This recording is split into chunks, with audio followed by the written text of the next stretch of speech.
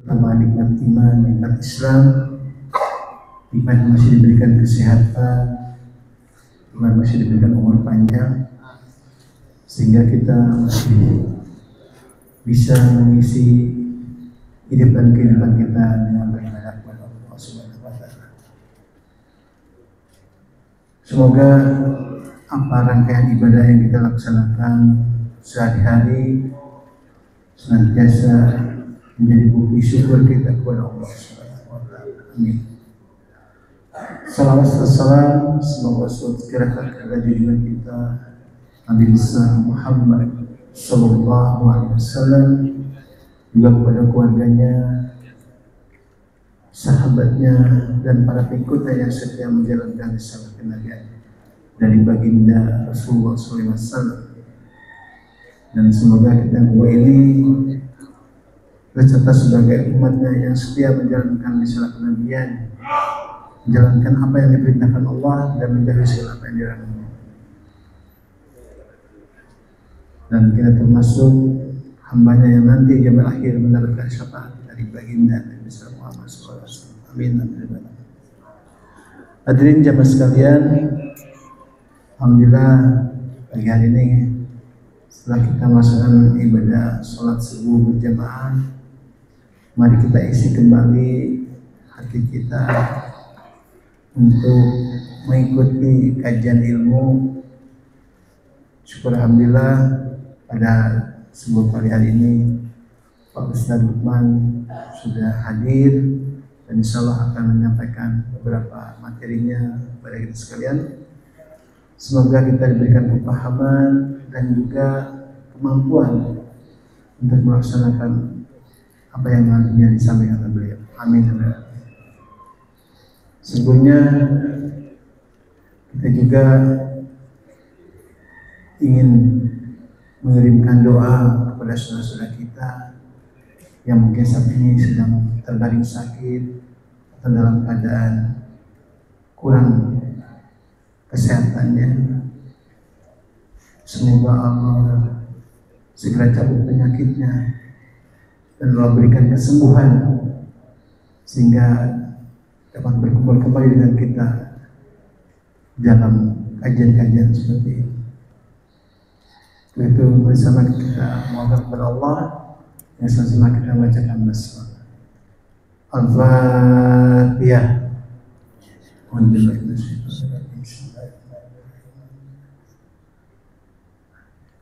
Ya kan ya kan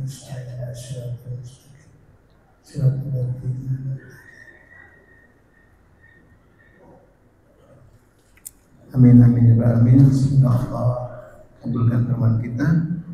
Kita mari sama-sama kita buka kajian pada subuh hari ini dengan sama-sama kita membacakan basmalah. Bismillahirrahmanirrahim. Pak Ustaz, silakan. Bismillahirrahmanirrahim. Assalamualaikum warahmatullahi wabarakatuh.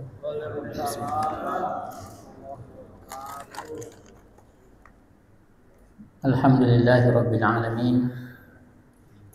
Wal 'aqibatu lil muttaqin wa la 'udwana illa 'alal zalimin. Asyhadu an la ilaha illallah wa asyhadu anna Muhammadan 'abduhu wa rasuluhu la nabiyya ba'da. Allahumma shalli wa sallim ala nabiyyina Muhammadin wa ala alihi wa sahbihi ajma'in, amma ba'd. Yang saya hormati para sesepuh, para asatidz, bapak-bapak, ibu-ibu, jamaah subuh Masjid Al-Ikhlas yang dirahmati Allah Subhanahu wa Ta'ala. Alhamdulillah, pada kesempatan subuh hari ini kita masih diberikan nikmat oleh Allah Subhanahu wa Ta'ala, sehingga alhamdulillah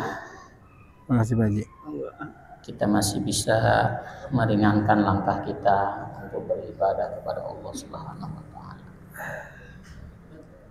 Salawat dan salam semoga Allah Subhanahu wa Ta'ala senantiasa mencurahkan kepada suri tauladan kita Rasulullah Sallallahu Alaihi Wasallam. Pada kesempatan subuh hari ini, insya Allah kita akan melanjutkan ya pembahasan kita tentang syahadat kepada Rasulullah Sallallahu Alaihi Wasallam, syahadat kepada Nabi Sallallahu Alaihi Wasallam. Dari 6 syarat syahadat kepada Rasulullah Sallallahu Alaihi Wasallam, kalau tidak salah itu masih ada 2 yang belum tersampaikan. Pada kesempatan kali ini, insya Allah kita akan bahas yang kedua terakhir, 2 terakhir dari syarat syahadat asyhadu anna Muhammadar Rasulullah ya, syarat syahadat kepada Rasulullah Sallallahu Alaihi Wasallam. Berarti yang kelima ya. Yang kelima adalah mencintai Rasulullah Sallallahu Alaihi Wasallam melebihi cinta kita kepada diri kita sendiri, kepada harta, kepada anak, kepada orang tua, dan kepada seluruh umat manusia. Itu syaratnya. Syarat bersyahadat kepada Rasulullah Sallallahu Alaihi Wasallam, cinta kita kepada Rasulullah Sallallahu Alaihi Wasallam itu melebihi cinta kita kepada diri kita sendiri, juga kepada harta yang kita punya, juga kepada anak-anak kita, juga kepada ya istri kita, juga kepada orang tua kita, juga kepada manusia seluruhnya.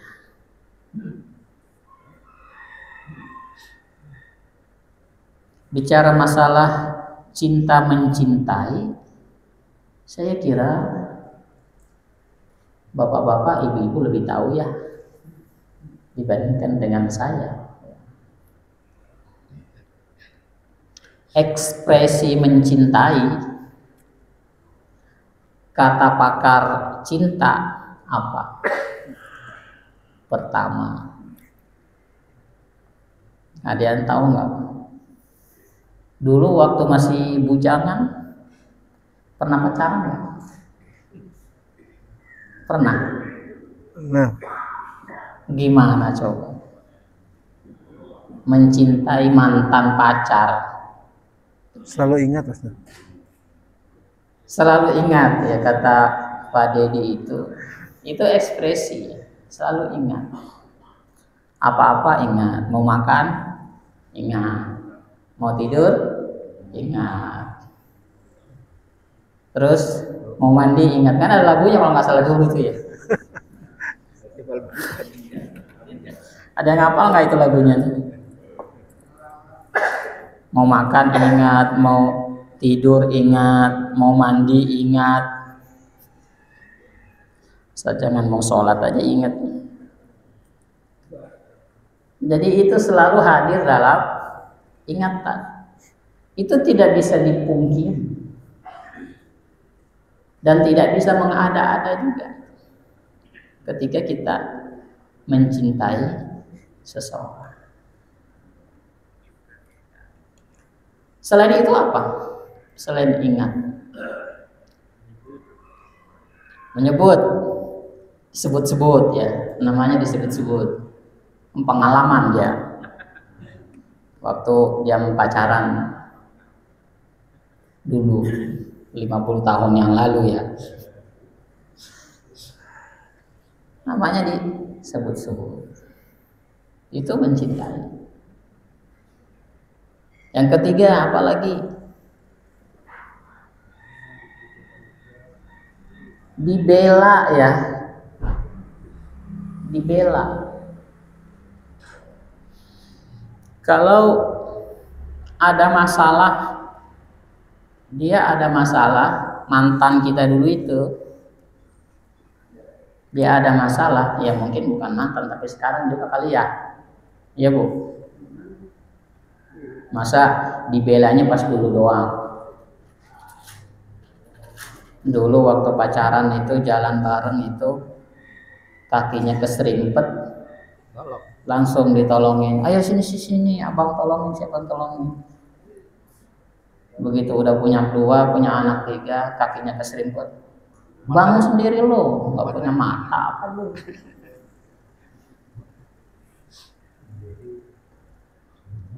Jadi membela masalah apa yang dihadapi itu kita sebagai bentuk ekspresi kita kepada orang yang kita cintai itu adalah selalu membela dalam keadaan apapun.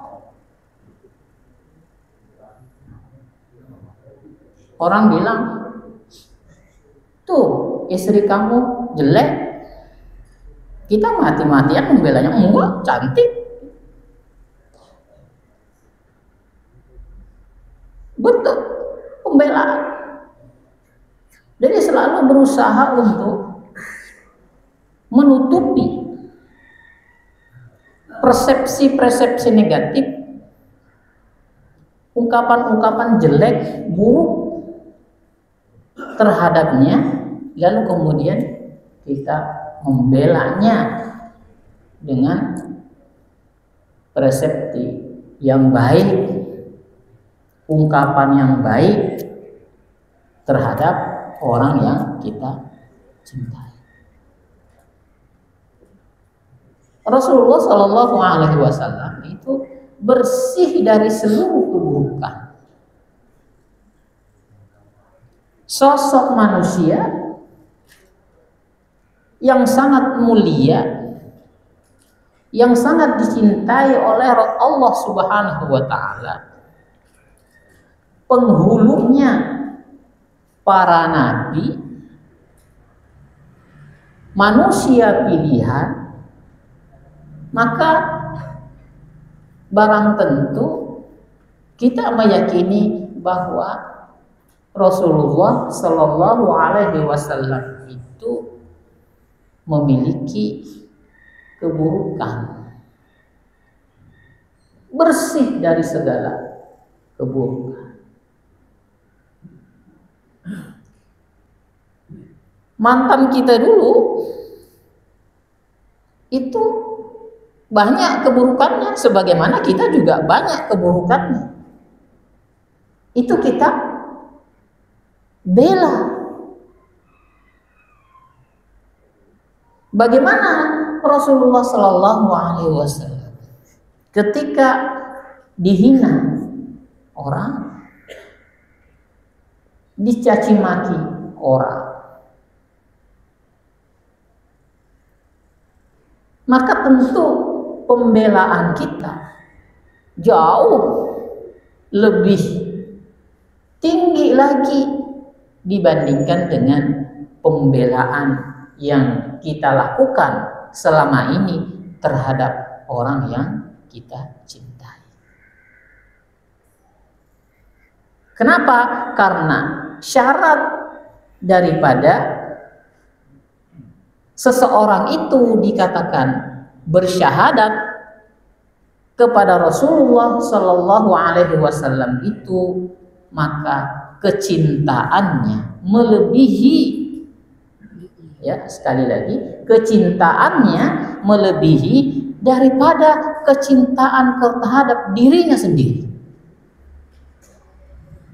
terhadap hartanya, terhadap istrinya, terhadap anak-anaknya, terhadap orang tuanya, dan terhadap seluruh manusia yang lain.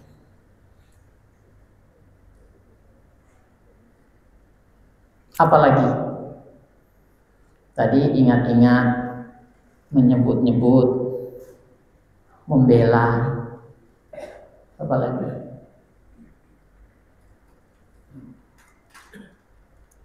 merindukan, ya, merindukan keinginan untuk bertemu. Masa sih cinta tapi nggak pengen ketemu? Ada nggak gitu?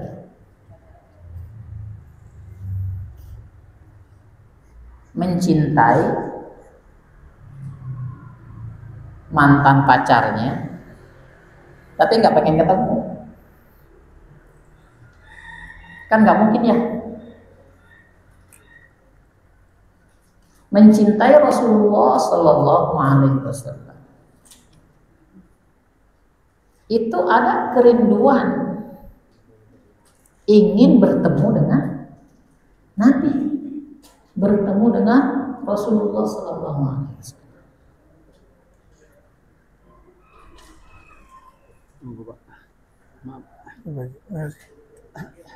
Meskipun memang kita tidak mungkin bertemu secara fisik, secara langsung tatap muka dengan Rasulullah Sallallahu Alaihi Wasallam hari ini, tetapi meyakini bahwa kelak nanti di akhirat itu bertemu, berbincang-bincang, duduk bersama dengan Rasulullah Sallallahu Alaihi Wasallam.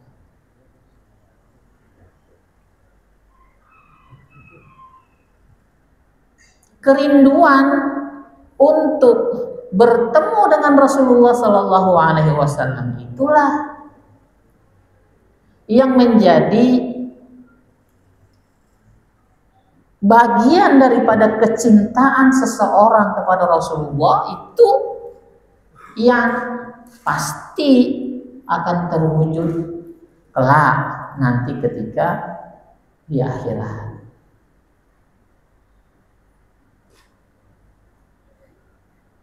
Maka salah satu upaya kita bagaimana menghadirkan atau merealisasikan cinta kita kepada Rasulullah Sallallahu Alaihi Wasallam itu, yang realisasi cinta itu ada rindu untuk bertemu dengan Rasulullah, itu adalah berziarah ke makam Rasulullah Sallallahu Alaihi Wasallam. Berziarah. Apakah itu dalam bentuk ibadah haji ataukah itu dalam bentuk ibadah umroh? Maka kita senantiasa mengupayakan segala daya dan segala upaya kita agar supaya bisa menemui Rasulullah Sallallahu Alaihi Wasallam di Madinah. Karena ketika kita pergi ke Madinah, sholat bersama orang-orang yang ada di Masjid Nabawi, duduk berzikir di masjid itu, jangan kita katakan bahwa di situ tidak ada Nabi. Nabi ada di situ, ada di tengah-tengah kita. Secara fisik memang ada di situ, orang kuburannya ada di situ. Itulah fasilitas kebaikan-kebaikan yang Allah Subhanahu wa Ta'ala itu berikan kepada kita untuk bertemu dengan Rasulullah Sallallahu Alaihi Wasallam itu, dengan segala kerinduan yang kita miliki itu. Meskipun secara fisik Rasulullah sudah tidak lagi duduk bersama kita, berbicara dengan kita, berdiskusi dengan kita, tetapi Rasulullah Sallallahu Alaihi Wasallam hadir di dalam Masjid Nabawi. Itulah bentuk perwujudan daripada cinta kita kepada Rasulullah Sallallahu Alaihi Wasallam. Bapak-bapak, ibu-ibu yang dirahmati Allah Subhanahu Wa Taala, ini itu akan kita buktikan.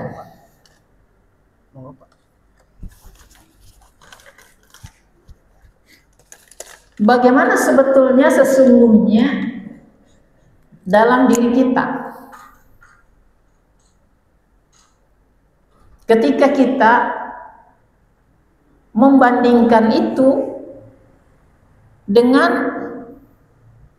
diri kita, dengan harta kita, dengan anak-anak kita, dengan istri kita atau suami kita, dengan orang tua kita, dengan saudara-saudara kita.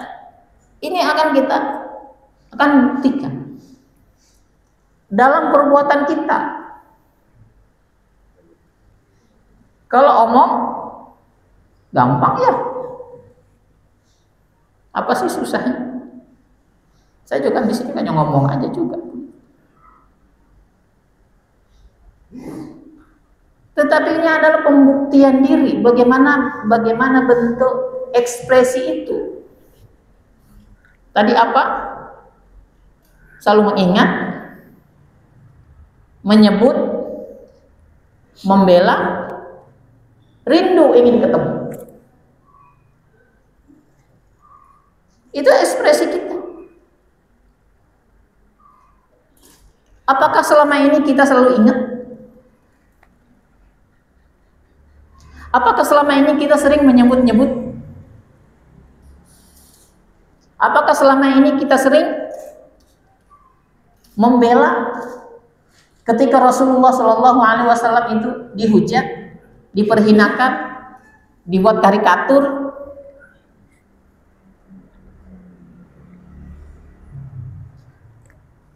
Dan apakah kita juga ada kerinduan yang mendalam untuk bertemu?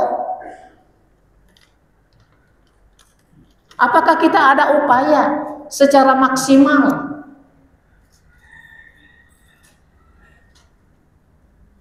untuk bisa hadir sholat berjamaah di tengah-tengah Rasulullah Shallallahu Alaihi Wasallam di Madinah?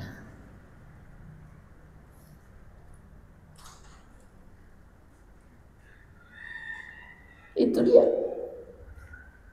Jadi upaya yang kita lakukan. Ini bahasa perbuatan ya, bukan bahasa lidah.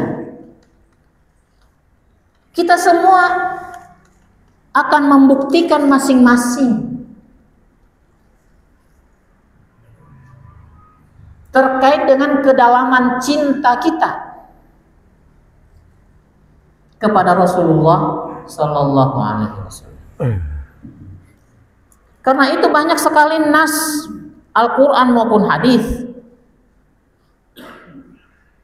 yang menjelaskan kepada kita tentang bagaimana kewajiban kita itu mencintai Nabi kita.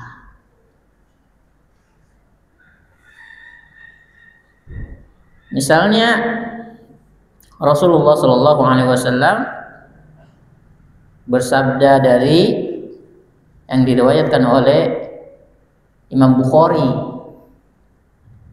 la yu'minu ahadukum hatta akuna ahabba ilaihi mi waladihi wa walidihi wan nasi ajma'in.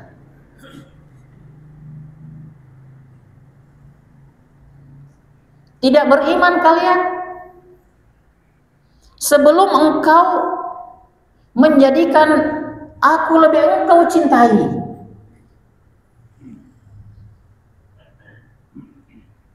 dibandingkan dengan anak-anakmu, orang tuamu, dan seluruh manusia. Ini hadis sahih.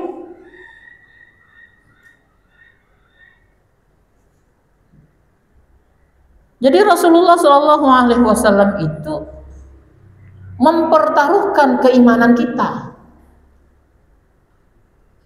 La yu'minu ahadukum. Tidak ada keimanan pada kalian. Para ahli terjemah itu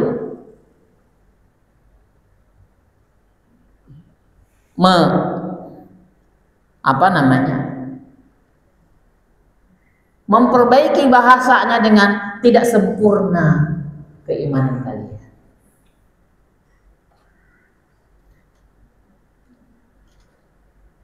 Tapi dalam bahasa langsungnya itu adalah la yu'minu, tidak beriman. Tidak beriman kalian. Sebelum kata Rasulullah, sebelum engkau menjadikan diriku lebih engkau cintai dibandingkan dengan engkau mencintai anak-anakmu, pada orang tuamu, kepada manusia yang lain.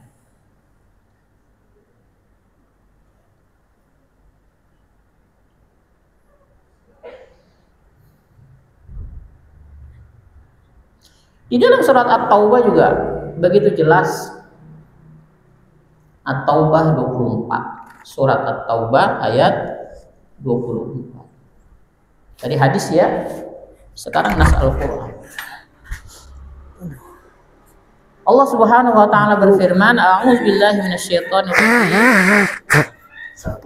Qul in kana aba'ukum wa abna'ukum wa ikhwanukum wa azwajukum wa ashiratukum wa amwalun iqtaraftumuha wa tijaratun takhshawna kasadaha wa masakinu tardawnaha ahabba ilaikum minallahi wa rasuli wa jihadin fi sabili fatarabbasu hatta ya'tiyallahu bi amri wallahu la yahdil qaumal fasiqin."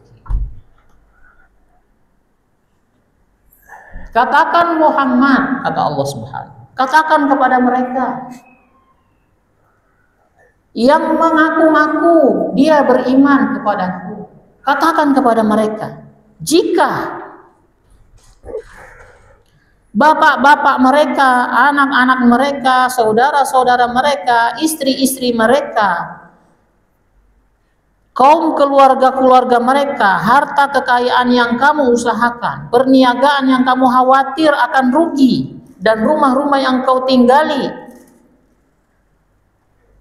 lebih kamu cintai daripada Allah dan Rasulullah dan berjihad di jalannya, maka tunggu sampai Allah mendatangkan keputusannya. Dan Allah tidak memberi petunjuk kepada orang-orang yang fasik. Ini nas ini tidak perlu penafsiran. Ini ayat ini ada ayat muhkamat, bukan ayat mutasyabih. Ayat ini ada ayat langsung, jelas. Membaca terjemahannya saja kita sudah mengerti. Kita tidak perlu menanyakan kepada ahli tafsir tentang apa sih maksudnya. Jika bapak-bapak kamu, anak-anak kamu, istri-istri kamu, saudara-saudara kamu, keluarga-keluarga kamu, harta yang kamu usahakan, perniagaan atau pekerjaan yang kamu takut dipecat, atau pekerjaan atau usaha kamu yang kamu khawatir rugi, lebih kamu cintai daripada Allah, Rasulullah, dan berjuang di jalan Allah, lebih kamu cintai itu, fatarabbasu hatta ya'tiyallahu. Tunggu. Pasti Allah Subhanahu wa taala itu akan menghadirkan perhitungan. Di antara ulama mengatakan perhitungan fatarabbasu hatta ya'tiyallahu bi amri itu tunggu sampai Allah Subhanahu wa taala mendatangkan siksaan kepada kalian.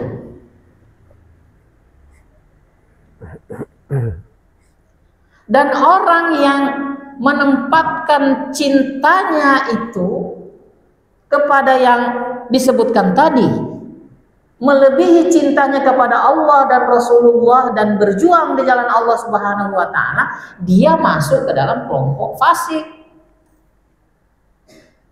Gerbongnya dia itu gerbong kefasikan. Bukan gerbong keimanan, bukan. Gerbongnya dia itu ada gerbong rombongan orang-orang yang fasik. Apa orang fasik? Orang fasik itu adalah orang yang bergelimang dengan dosa diulang-ulang. Tidak pernah bertaubat. Muslim, iya muslim. Beriman, ngaku beriman. Tetapi senantiasa mengulang-ulang kesalahan, mengulang-ulang dosa, mengulang-ulang kemaksiatan. Itu fasik. Statement Allah Subhanahu wa taala di dalam ayat ini, wallahu la yahdil qaumal fasiqin. Orang ini tidak akan diberikan petunjuk. Orang yang berada di gerbong ini tidak akan mendapatkan hidayah Allah Subhanahu wa taala. Tidak akan pernah dibimbing, dibiarkan dalam dosa-dosanya.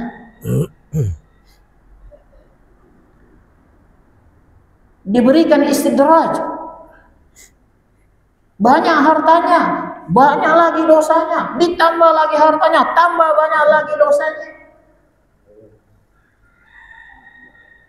Maka terus itu menggulung dirinya sampai akhirnya digulung oleh tanah. Ingat Qorun?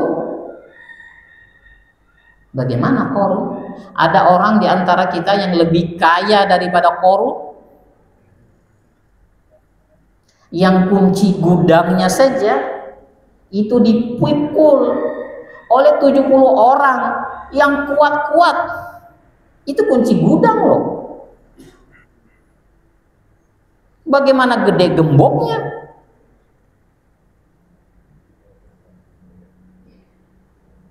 Kita kan kalau punya gudang paling juga satu orang aja yang bawakan kuncinya. Dipikul nggak? Nggak begitu dipikul, kantong. Ini dipikul Pak, samping gede itu kunci gembok. Apa yang ada di dalam gudangnya itu? Emas, berlian.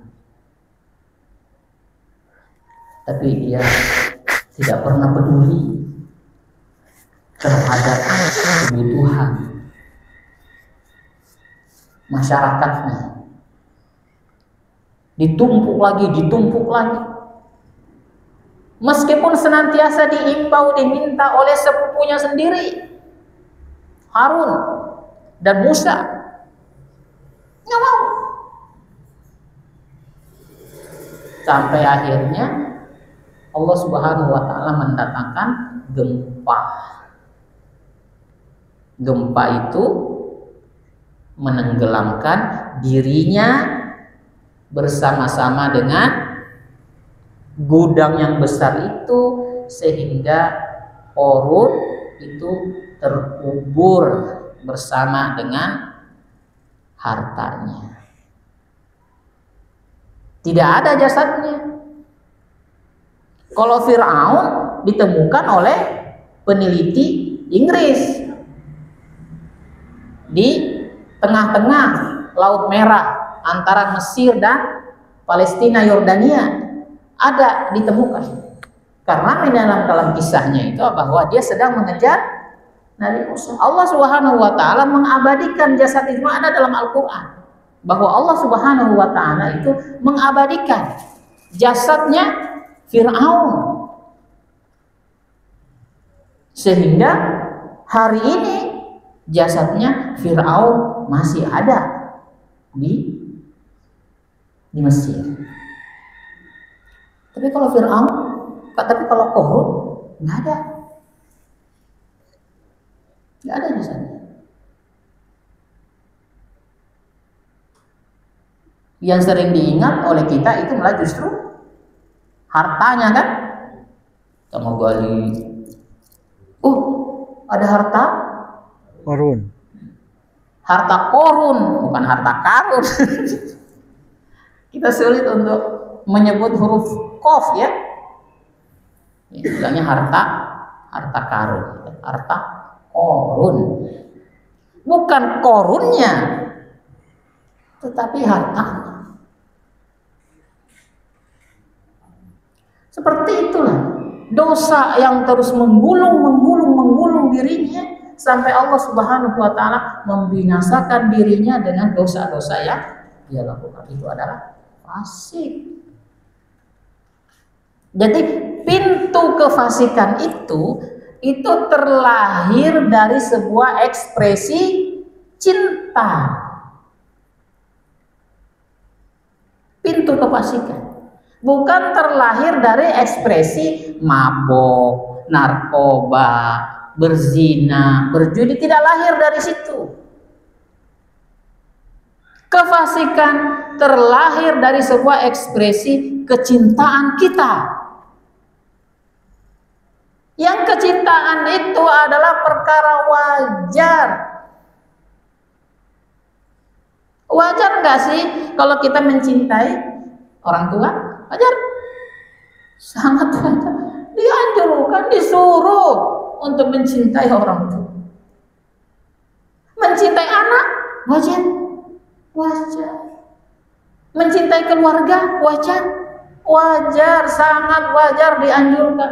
Mencintai harta kita, usaha kita, wajar. Wajar bahkan ketika seseorang itu ada orang yang ingin merampok hartanya, lalu kemudian dia datang membela mati-matian sampai dia terbunuh berkelahi demi membela hartanya karena Allah Subhanahu wa taala tentunya, maka kematiannya masuk dalam kategori mati syahid. Menunjukkan gambaran tentang bagaimana kita itu wajib mencintai harta kita. Mencintai tempat tinggal kita wajar. Wajar. Semuanya wajar. Tetapi ketika kecintaan itu berada di atas kecintaan kita kepada Allah Subhanahu wa taala, kepada Rasulullah sallallahu alaihi wasallam, dan kepada perjuangan agama yang dibawa oleh Rasulullah sallallahu alaihi wasallam, masa pintu kefasikan itu ada pada cinta itu. Jadi kita membayangkan bahwa yang namanya dosa itu dari pekerjaan-pekerjaan berbuat dosa yang umum kita pahami. Jangan, tidak begitu. Pintu dosa, pintu kemaksiatan, pintu kefasikan muncul dari sebuah ekspresi kecintaan manusia.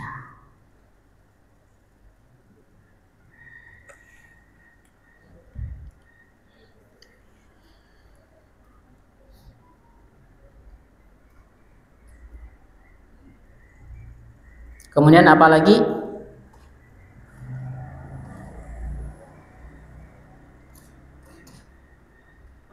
Seperti itu ya. Lalu kemudian yang tadi mengingat-ingat, nyebut-nyebut, membela, merindukan, apa lagi?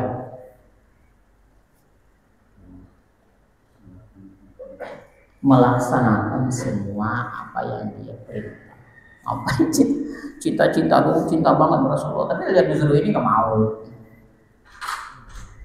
Disuruh ini nggak mau. Sunnah-sunnah Rasulullah Shallallahu Alaihi Wasallam itu bertebaran sebagaikan pasir di pinggir laut. Banyak sekali sunnah-sunnah yang mesti kita contoh. Tapi kalau kaum bapak itu sunnah itu cuma satu, kawin lagi. Ya nggak Bu?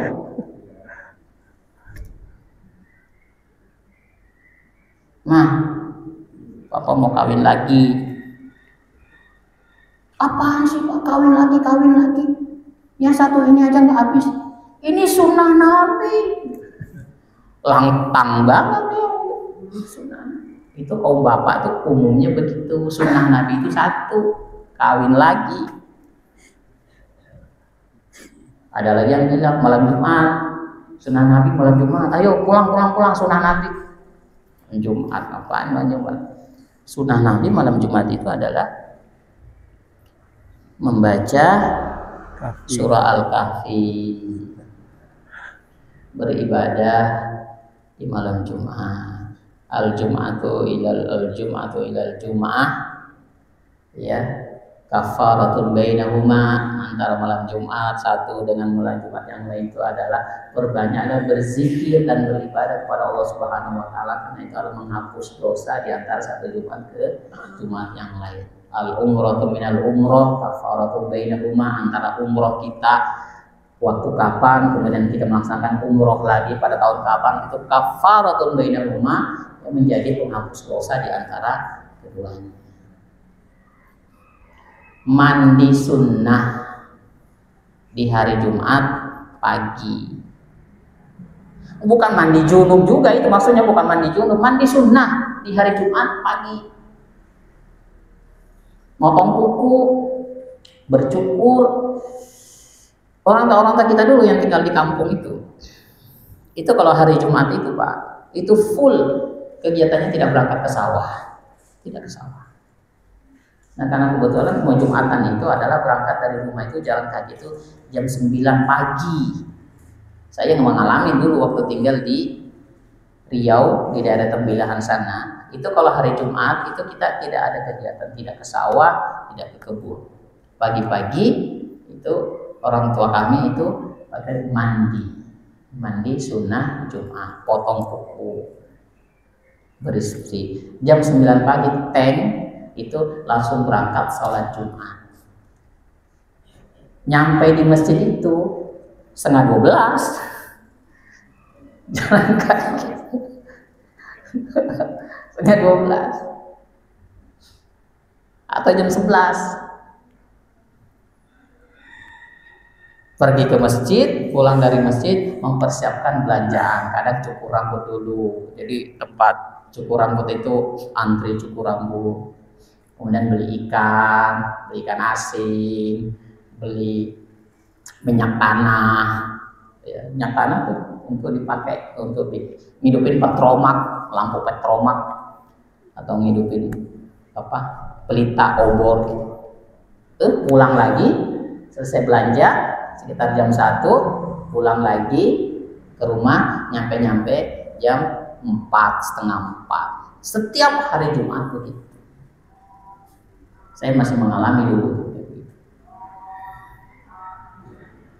Saya tadi katakan bapak-bapak ibu Allah Subhanahu wa taala, sunnah Rasulullah Shallallahu alaihi wasallam bejibun. Berpakaian sesuai dengan sunnah Rasulullah SAW, makan sesuai dengan sunnah Rasulullah SAW, minum sesuai dengan sunnah Rasulullah SAW, berinteraksi sesama kita sesuai dengan sunnah Rasulullah SAW,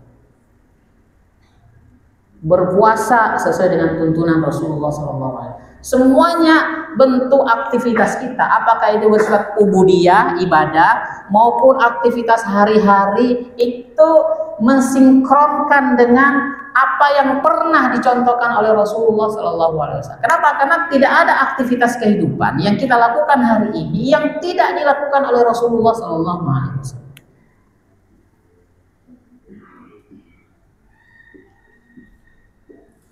Jangankan yang begitu-begitu, aktivitas ibadah, jangan aktivitas ibadah.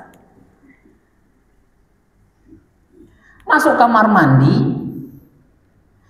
posisi jongkok ketika, mohon maaf, BAB, itu dicontohkan oleh Nabi.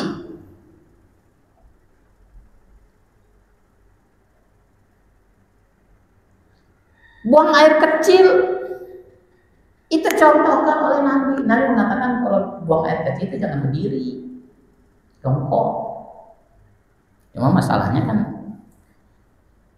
masjid aja suruh berdiri. Masjid suruh berdiri. Ini tempat melaksanakan sholat yang dicontohkan oleh Nabi. Ke kantor, ke mall,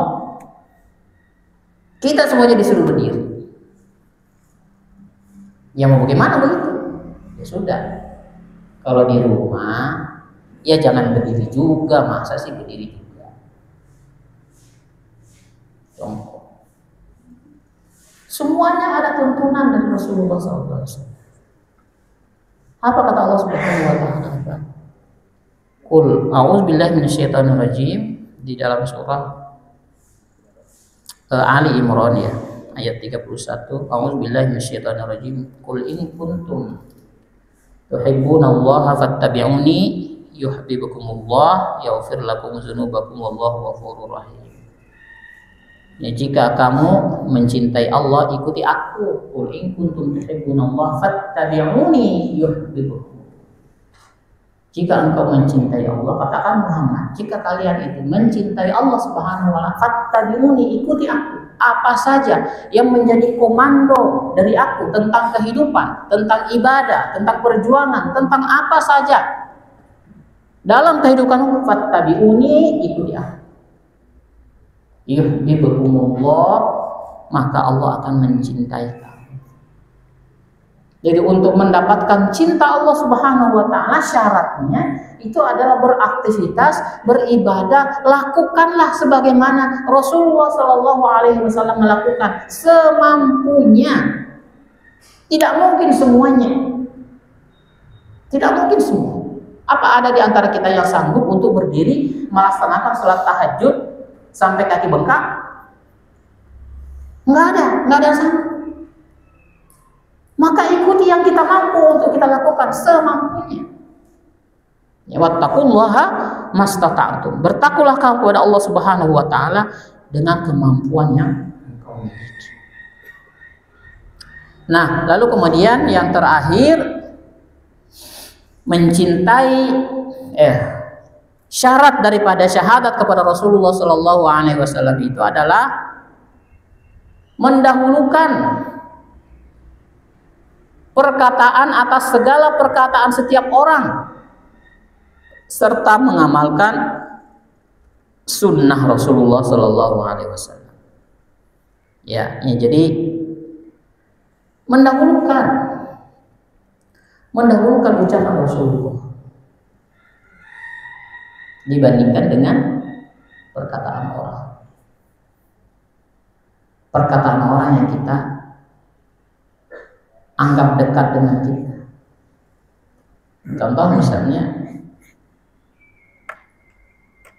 kita memiliki mungkin orang yang kita hormati dalam kehidupan kita ini harus siapa?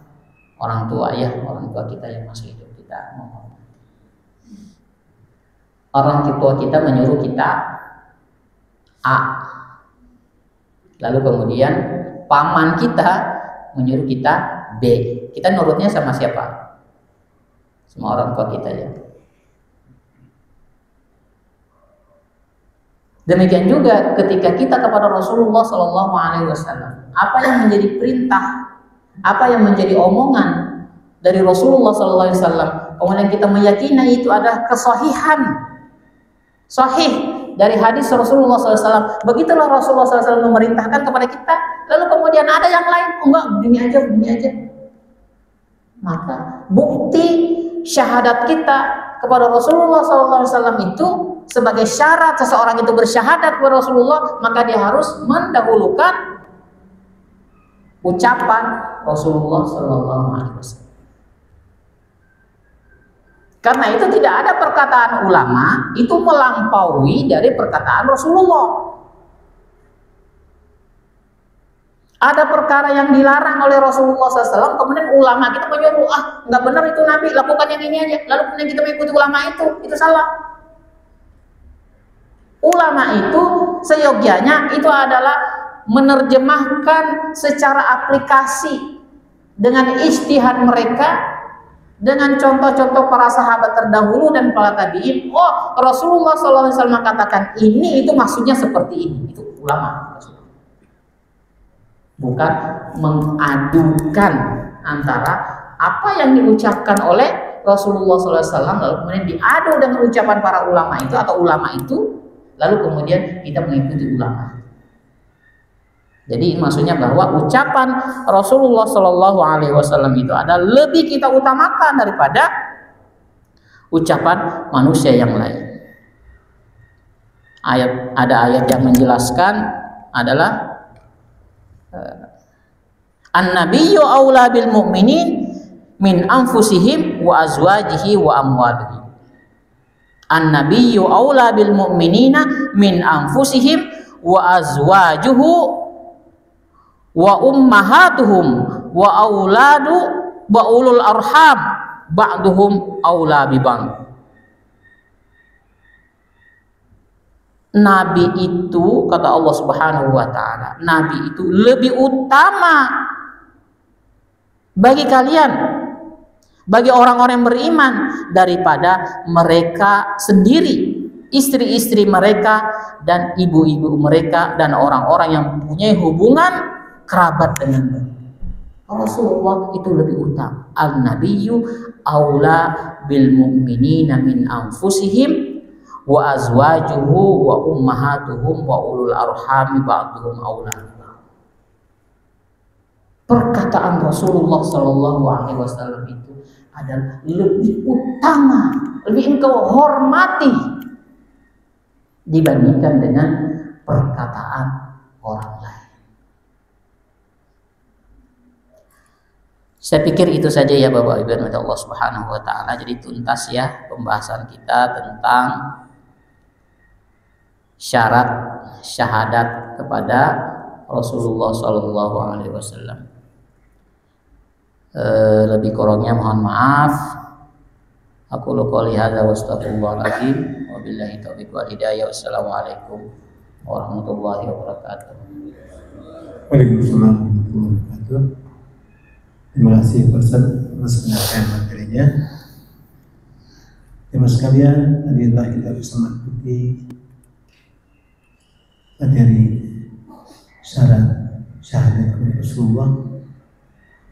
Semoga kita semua diberikan kekuatan, kemampuan untuk bisa mencintai Allah dan Rasulnya melebihi apapun yang kita miliki, dan kita tidak tergolong kepada golongan orang-orang fasik. Teman sekalian, mau bertanya ya Ustaz? Dr. Syurga. Oh saya. Baik, kalau gitu mari sama-sama kita tutup saja kajian pada subuh hari ini dengan kita sama-sama bacakan hamdalah dan doa kafaratul majelis. Alhamdulillahirabbil alamin. Subhanakallahumma bihamdika asyhadu an la ilaha illa anta astaghfiruka wa atubu ilaik. Billahi taufiq wa hidayah. Wassalamualaikum warahmatullahi wabarakatuh. Waalaikumsalam.